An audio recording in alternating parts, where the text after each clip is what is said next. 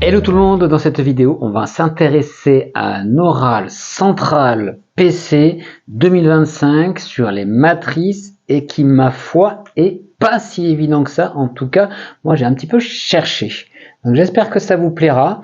Il y a dedans des matrices et un peu de tout. Alors je ne vais pas vous spoiler, donc je ne vais pas vous dire tout ce qu'il y a, mais disons que non, attention, plutôt deuxième année. Allez, on regarde l'énoncé.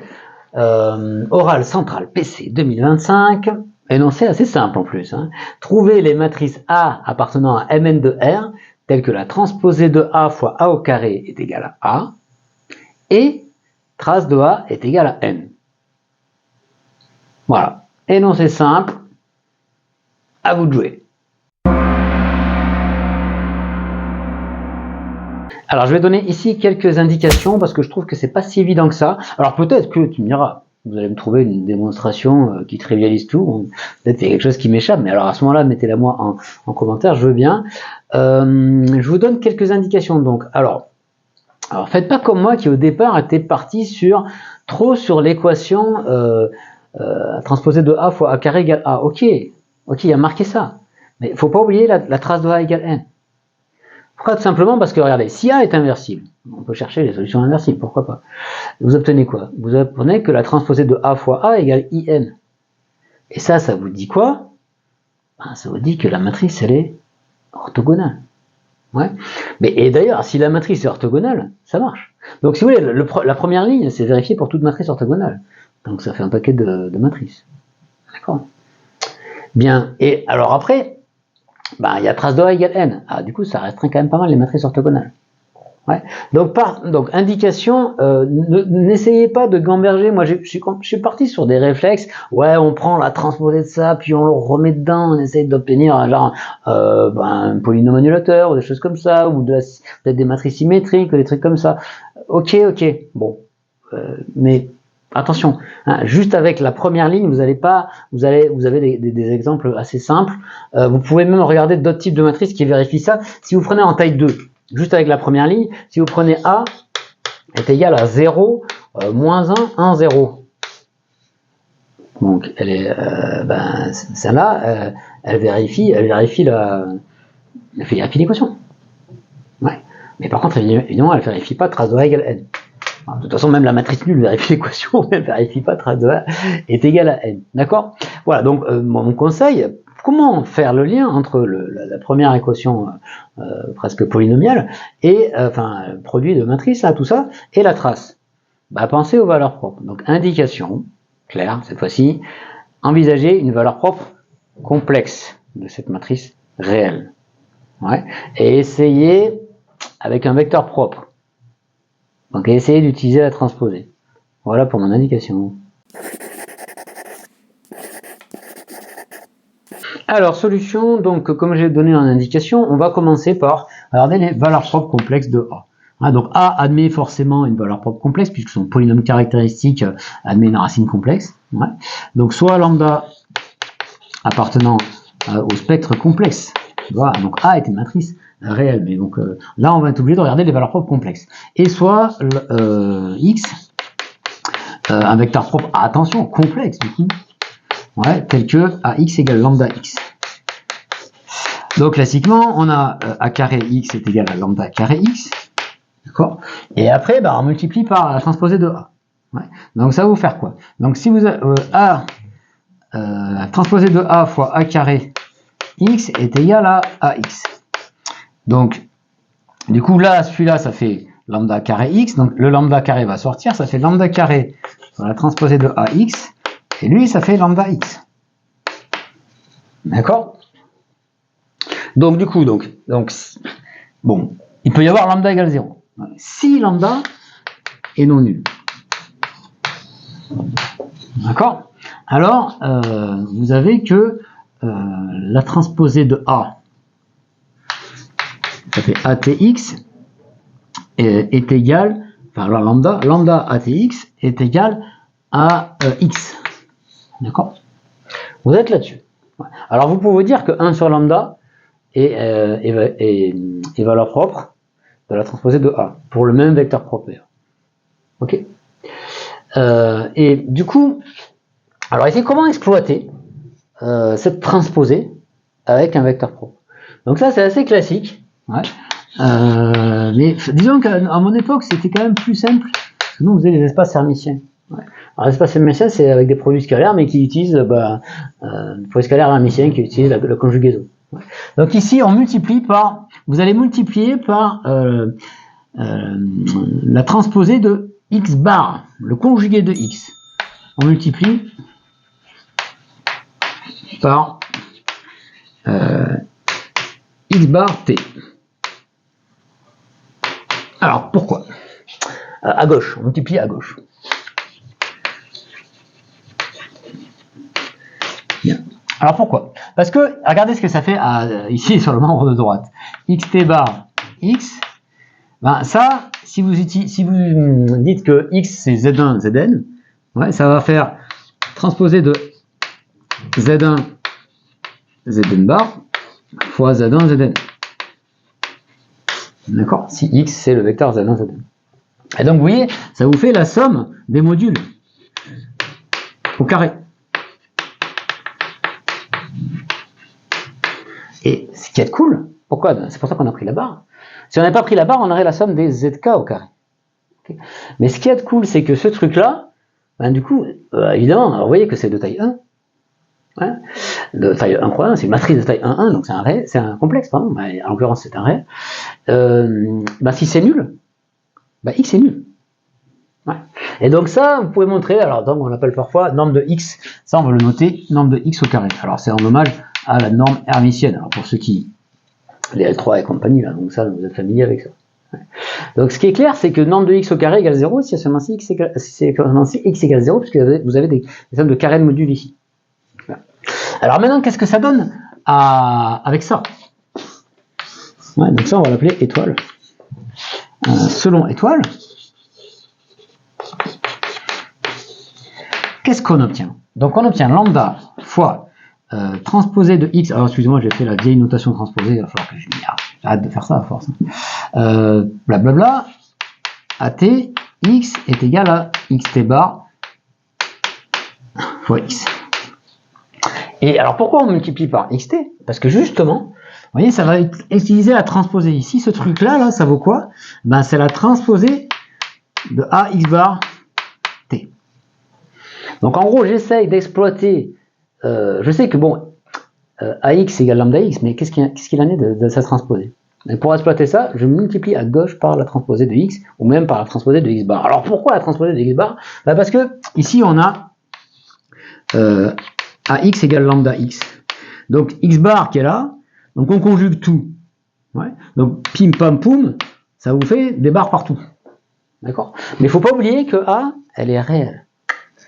Elle est réelle, donc ça c'est a bar, ça c'est a. Ouais. Donc a x bar est égal à lambda bar x bar. Donc ça c'est lambda bar x bar. Ainsi, qu'est-ce qu'on a? On a lambda fois lambda bar. Alors transposer de ça, bon, si vous préférez, bon, transposer de lambda bar x bar fois x égale à ce bazar, lambda bar t x. Ok. Donc le lambda bar il s'en va et il va se marier avec le lambda. Ici ça va vous faire module de lambda au carré fois x bar t x est égal à x bar transposé x. Ouais. Donc c'est-à-dire que vous allez avoir avec ma notation norme, la norme au carré est égale à la norme de x au carré. Et comme ça, alors ben, x est non nul. Donc ça c'est non nul. Pourquoi x est non nul? Parce que c'est un vecteur propre. Ouais. Donc ça, non, donc, enfin, ce truc-là est non nul. Donc, ainsi qu'est-ce que j'obtiens? Module de lambda au carré est égal à 1. Ah, ok. Donc, qu'est-ce que je viens de trouver? Si lambda appartient au spectre de A, alors lambda est égal à 0 ou lambda appartient à S1. D'accord? Le lambda égale 1 si vous préférez. Ouais. Voilà. Bon, bah écoutez, j'ai envie de vous laisser encore la main. Parce que vous voyez qu'ici, pour l'instant, j'abuse un peu, puisque j'ai pas utilisé encore que trace de A égale N. Donc c'est pour ça que j'avais envisagé des valeurs propres. Donc, essayez de voir ce que vous pouvez faire avec ça. À vous de jouer. Alors, indication pour cette deuxième partie de preuve, je vous propose de montrer qu'en fait, toutes les valeurs propres complexes de A sont égales à 1. Bien, je continue avec cette preuve. Il me semble que tout à l'heure, je suis un petit peu parti bien en tête. J'ai oublié de rédiger quand même. Analyse, excusez-moi, hein. Soit A, une solution. Bon, vous aviez compris, mais je me suis un petit peu emballé, j'ai oublié de rédiger. Donc, rédigez bien quand même pour l'oral, c'est important. Donc, alors, on va noter... Notons lambda 1 jusqu'à lambda n, les valeurs propres de A complexe de A. D'accord. C'est-à-dire avec autant de fois que de multiplicité. Ça veut dire que A est comme en tant que matrice complexe, elle est semblable à la matrice triangulaire avec lambda 1 jusqu'à lambda n sur la diagonale. Et ce qu'on vient de voir, on a vu que si K appartient à un n, et bien alors lambda k est égal à 0, ou bien module de lambda k est égal à 1. Alors comme je l'avais dit tout à l'heure, trace de A, évidemment, c'est la somme des lambda k. D'accord. C'est la somme des lambda k. Et la trace de A égale n.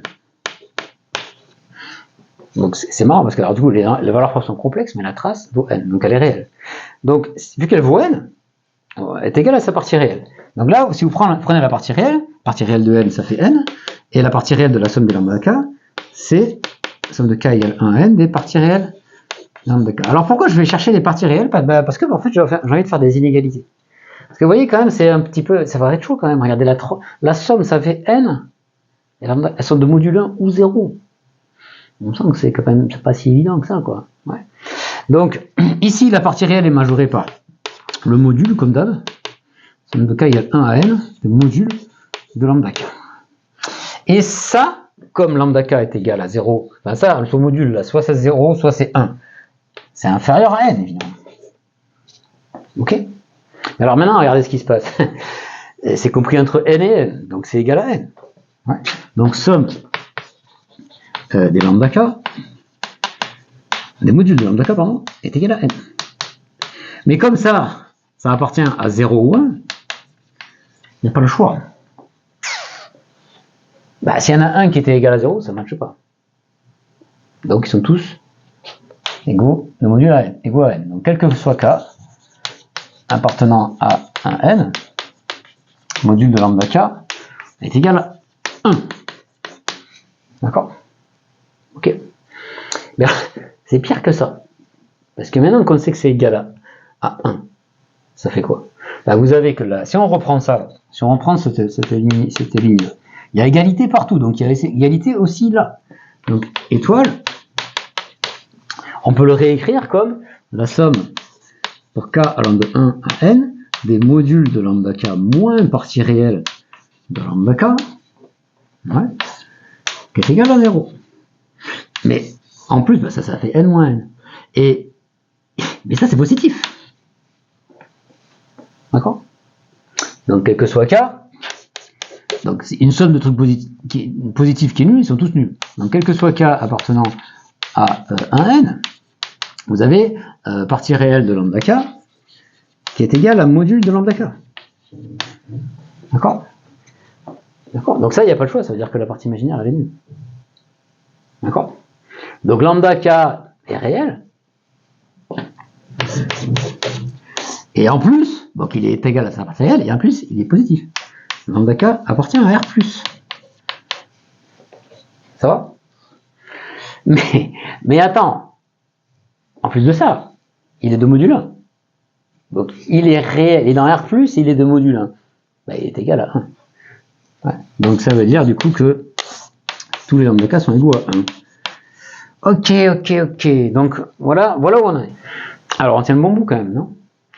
On a vu que toutes les valeurs propres complexes de A sont égales à 1.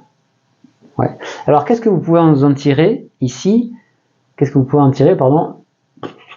Bah, revenez à l'équation de départ. Que peut-vous dire sur A? Vous connaissez toutes ces valeurs propres, donc à vous de jouer.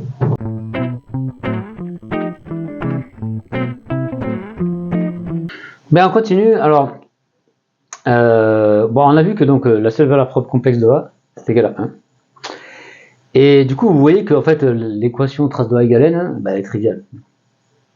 D'accord, donc elle sert plus à rien. Ça sert à rien d'aller chercher de ce côté-là. Donc revenons à l'équation de départ.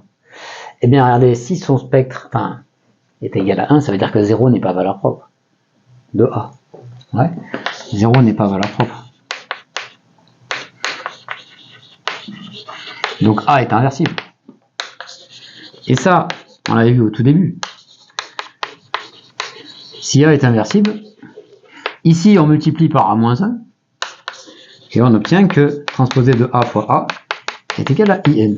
Et donc, A est une matrice orthogonale. Hey, pas mal. On ne les attendait pas. Bah, voici les voilà. Ouais. Donc jusqu'ici on a fait beaucoup de spectral. Enfin, on a quand même fait un peu de transposé. Hein. Ouais. Mais ici on va un petit peu déborder sur le chapitre endomorphisme des espaces euclidiens. Enfin, ou alors de première année. Bon voilà. Alors, une matrice orthogonale, donc toutes les valeurs propres sont égales à 1. Alors, les troisième années, les L3, là, vous savez que, matrice orthogonale, c'est diagonalisable dans C. Ouais, puisque c'est la matrice d'un endomorphisme normal. Ouais. Et donc, si c'est diagonalisable dans C, du coup, vous voyez tout de suite que A, elle est semblable à une matrice avec une diagonale, dans tous les termes, sont égaux à 1. Donc, A est semblable à IN. Donc, A égale IN. Donc, vous savez où on va.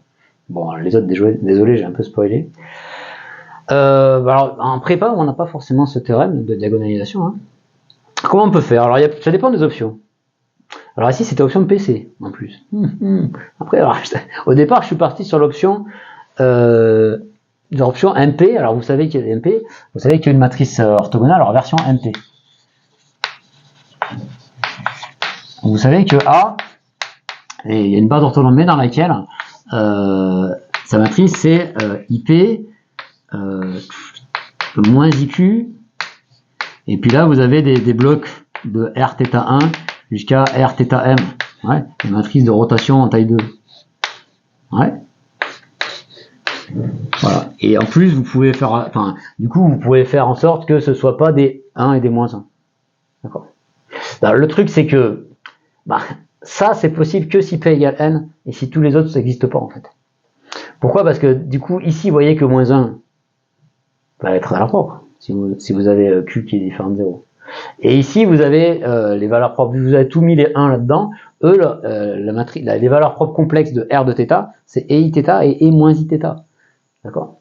Donc ça irait pas. Donc forcément, en fait, ces blocs-là, ils n'y sont pas. Ouais. Donc forcément, A est semblable à IN. Et donc A égale IN. Hein? Donc si A est solution, A égale IN. Ah oui, c'est vrai, vous l'aviez vu au départ, que IN était solution. J'ai oublié de le dire. Bon, c'est la première chose que j'ai vue, évidemment. Bien, alors du coup, la version, alors c'était un oral PC. Comment on refait quand en PC? Alors, il me semble, vous direz les experts des PC, mais je pense pas que ça c'est au programme de PC, non? Je crois pas. Je sais plus. On va vérifier, mais je pense que non. Il me semble me souvenir que non. De toute façon, voilà. Mettons qu'on ne pense pas à ça. Comment faire? Une idée, alors, certainement des façons plus faciles de faire, vous me direz, en particulier les profs de PC, là, vous me direz. Moi, je me suis dit, du coup, on peut passer. Alors, ce qu'il y a sur les matrices orthogonales, sur le programme de PC, il y a un truc qui est connu, c'est que si tu as un sous-espace propre, son orthogonale est stable. Ouais. Donc ici, on peut dire, alors, soit F, la matrice canoniquement associée. Alors, dans CN, du coup. Ouais. Telle que la matrice de F dans la base canonique est égale à A. Ouais. Donc ce F, il admet un vecteur propre, ouais. soit X appartenant à Cn, tel que F de X est égal à, alors du coup, égal à X, parce que la seule valeur propre c'est 1. D'accord. Et du coup, si vous prenez F, on pose F est égal à vect de x complexe. Et vous savez, donc c'est dans le cours, que f orthogonal, il est stable par f. F orthogonal, il est stable par f. D'accord. Par petit f. Et alors maintenant, qu'est-ce qu'on a? Ben, on considère une base, on recolle soit bêta, une base construite avec en recollant une base de ça, donc on va prendre x sur nombre de x, et une base orthonormée, pardon, de f orthogonale. Dans cette base, donc soit bêta, blablabla, ce que je viens de dire, la matrice de f dans la base bêta, ça va faire 1, et puis en fait, ça c'est stable. Donc vous avez un autre truc, quoi. B, là vous avez les 0, ou B, en fait, c'est la matrice dans la base bêta prime, alors ici c'est bêta prime, c'est la base de f orthogonale, de la restriction de f orthogonale, enfin de u, pardon, on va dire, là c'est un peu illisible, à bêta prime, où u, c'est la restriction de f orthogonale à sur f orthogonale. Ouais. Et bêta prime, c'est une base orthonormée de f orthogonale. D'accord. Mais du coup, évidemment, ce U là, ce U, c'est encore, il vérifie les mêmes trucs que F. Ouais. Enfin, non, même pas. On n'a qu'à dire ça. U, sa seule valeur propre, c'est 1. Parce que c'est la restriction de F. D'accord. Donc, U aussi, vous pouvez continuer. U, il admet un vecteur propre, etc. Et donc, par récurrence immédiate, qu'est-ce que vous avez? On peut construire comme ça. On va construire une base aussi avec U où il y a un 1 et puis etc. Ouais. Et il existe une base. On construit une base de Cn. Telle que, alors une base bêta prime, je sais pas comment on peut dire, telle que la matrice de f dans la base bêta prime est égale à in. Et du coup, f, c'est l'identité. Et donc A est égal à in. Bon, voilà, ça c'était pour contourner un peu les histoires de... Si vous voulez, ça fait un exo dans l'exo. L'exo dans l'exo, c'est tu prends une matrice orthogonale, donc toutes les valeurs propres sont égales à 1. Que dire? Il faut montrer que A est égal à in. Tiens, un petit exo que dire. Vous aimez bien ça? Moi j'aime bien. Voilà. Donc en fonction de votre niveau là, MP, PC, vous pouvez aller plus ou moins, ou même à L3, vous pouvez aller plus ou moins vite avec ça. Ça roule? Voilà. Et bien voilà, un petit exercice central. J'ai vu qu'à central, celui-là, je le trouvais bien. Ça faisait longtemps qu'on n'avait pas fait du central. Ouais. J'espère que ça vous a plu. Moi, j'ai trouvé ça sympa. Donc je vous dis, j'ai un petit peu tergiversé parce que j'étais têtu. J'utilisais qu'une seule des deux équations et jamais la trace, donc c'était un peu débile de ma part. Donc j'étais un peu déçu de moi-même, mais après je me suis dit, tiens, c'est cool, comme quoi, pour leur montrer que des fois quand on cherche, même quand vous êtes prof, vous pouvez partir dans la mauvaise direction parce que vous êtes un peu soit trop pressé, soit obstiné, et voilà. Donc en fait, quand on résout un exo, en réalité, faut quand même être bien concentré. Ouais, faut être bien focus et rien oublier, voilà, et pas faire ça trop en dilettante. Voilà, écoutez, si ça vous a plu justement, pouce bleu. N'oubliez pas, si la vidéo est sortie depuis pas très longtemps, de mettre un boost, parce que vous avez boosté ce petit exo central. Je sais qu'il y en a pas mal qui commencent à réviser les écrits, donc dites-moi si vous voulez que je fasse un écrit. J'ai jamais fait, j'avoue, parce que ça fait des énoncés un peu à rallonge. Est-ce que vous voulez qu'on essaie de se faire un écrit ou deux? Ouais, j'avais une ou deux idées en tête. Bon, vous me direz si ça vous plaît, dites-moi ça en commentaire. N'oubliez pas de partager avec vos potos, et puis abonnez-vous si c'est pas déjà fait, et mettez la cloche évidemment. Ouais. Allez, moi je vous dis à bientôt pour de bonnes maths, et n'oubliez pas que tout ignorant c'est inutile. Ciao.